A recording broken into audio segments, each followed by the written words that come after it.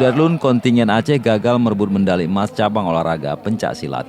Cabang bela diri itu dilaksanakan di Gor Towari, Kampung Doyo Lama, Kabupaten Jayapura, Papua, Selasa 12 Oktober 2021. Pesilat Aceh, Misran, kalah telak di partai final melawan jagoan DKI Jakarta Muhammad Yasir Arafah. Dengan hasil itu, Misran harus puas dengan medali perak. Sementara Yasir Arafah sukses mendulang medali emas. Dalam pertandingan itu, Misran sempat dijatuhkan sebanyak 3 ronde di ronde pertama. Sementara di ronde ketiga, Yasir Arafah juga menjatuhkan Misran. Di sisi lain, Misran pada ronde ketiga mampu menjatuhkan Muhammad Yasir Arafah sebanyak 2 kali. Hanya saja wasit hanya menghitung 1 kali jatuhan terhadap aksi Misran.